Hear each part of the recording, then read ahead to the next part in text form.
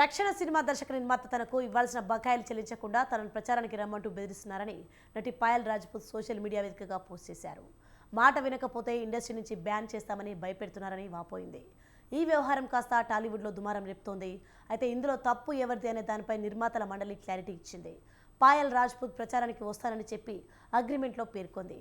అయితే cinema release టైంలో రాకుండా నిర్మాతను ఇబ్బంది పెడుతోందని నిర్మాతల మండలి గౌరవ కార్యదర్శి ప్రసన్న కుమార్ వెల్లడించారు. ప్రత్యేకంగా స్వతంత్ర టీవీతో మాట్లాడి ఈ విషయంపై పూర్తి వివరాలు తెలియజేశారు.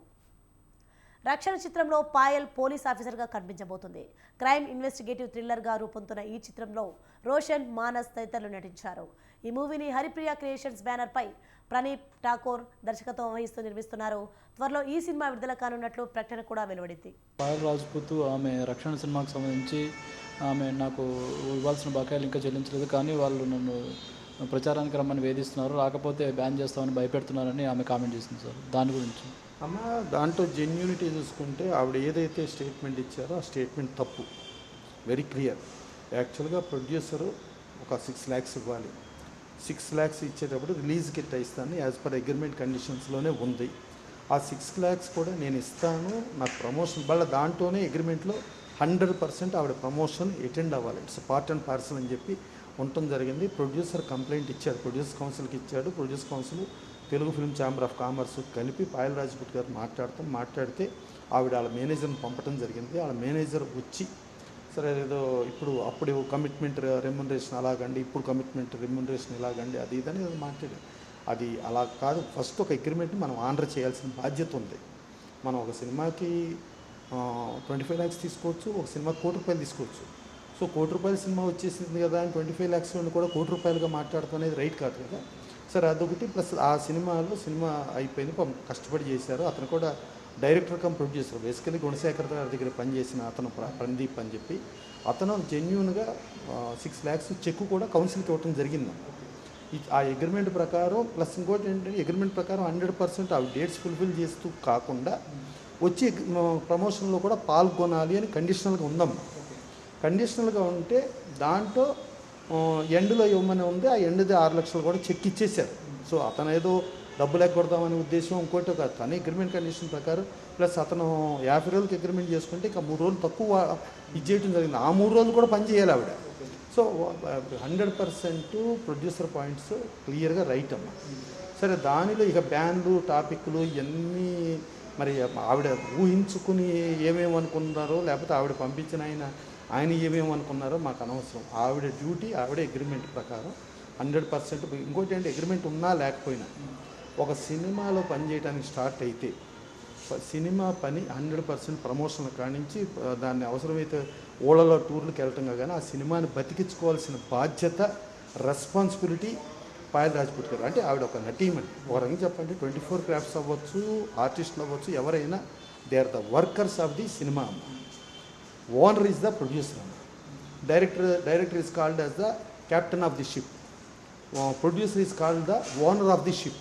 సో డైరెక్టర్ని క్యాప్టెన్ ఆఫ్ ది షిప్, అలాగే ఓనర్ ఆఫ్ ది షిప్ ఆయన్ని ఒక ఆర్టిస్ట్ అనే ఒక వర్కరు తన అగ్రిమెంట్ని ఫుల్ఫిల్ చేయకుండా నేను అలా కాదు ఇలా కాదని వేరే రకరకాల డిమాండ్ చేయటం. ఇంకోటి ఏంటంటే ఆ ప్రాజెక్టుని డిఫేమ్ చేసే రైట్ కూడా లేదమ్మ.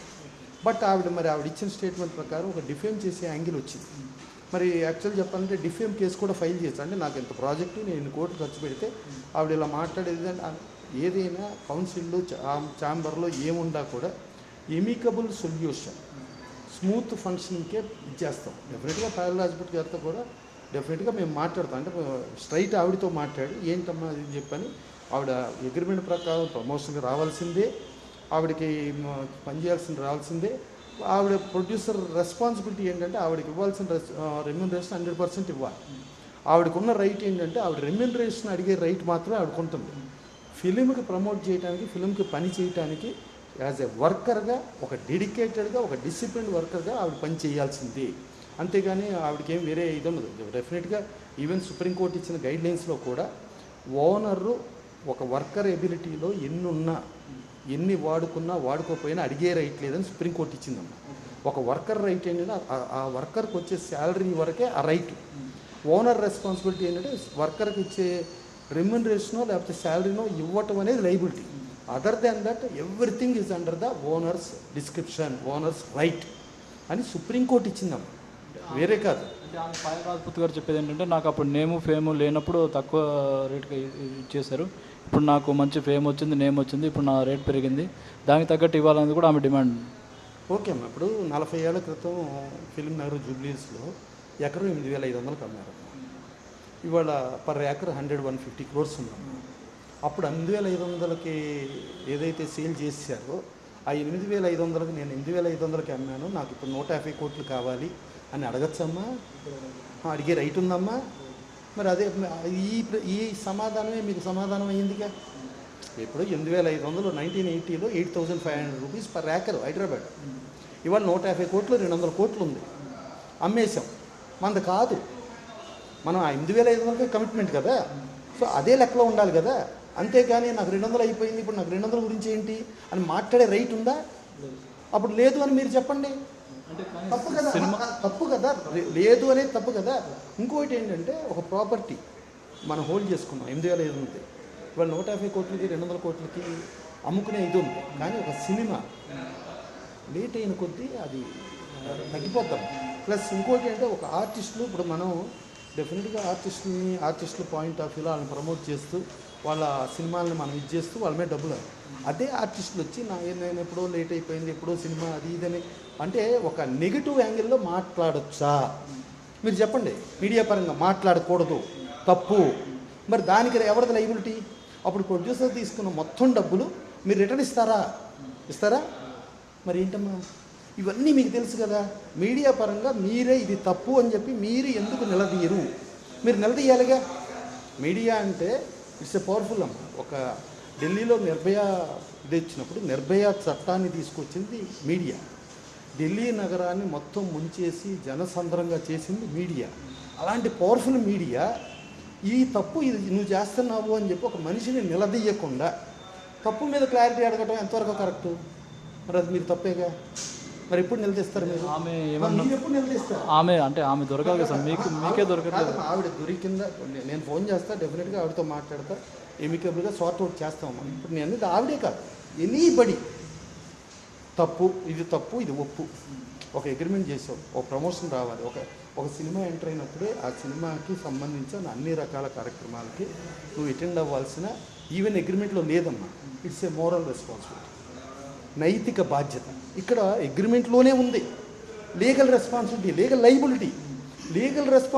లీగల్ లైబిలిటీ ఉండా కూడా దాన్ని వైలేషన్ చేస్తానికి కానీ వచ్చినప్పుడు ఎలా చేస్తున్నావు అని చెప్పి మీరు మీడియా మొత్తం వన్ సైడెడ్గా అవతల తప్పు అని చెప్పి పాపం ప్రొడ్యూసర్ వాడు ఇన్నోసెంట్, పాపం వాడు ఒక డైరెక్టర్ కమ్ ప్రొడ్యూసర్, వాడు ఏదో సినిమా తీద్దామని వస్తే వాడి జీవితం మొత్తం పెట్టి వాడి మొత్తం ఆస్తులు తీసుకొచ్చి దాని మీద పెట్టి తేడా వస్తే వాడి జీవితం నాశనం అయిపోద్ది. అలాంటి ప్రొడ్యూసర్ని ఇది నిజమో అని చెప్పి మీరు మీడియా మొత్తం ప్రొడ్యూసర్ని సపోర్ట్ చేస్తూ మీరు నిలదీస్తే రేపు ఇంకొకరికి కూడా ఇలాంటి ధైర్యం చేయడానికి ముందుకు రాదు. ప్రొడ్యూసర్ మీడియాకి వచ్చి ఇచ్చేయకుండా, ఎందుకంటే మీకు కంప్లైంట్ చేశారు, మీడియా దగ్గరకు వచ్చి ఉంటే మీడియా వాళ్ళు చేసేవాళ్ళు.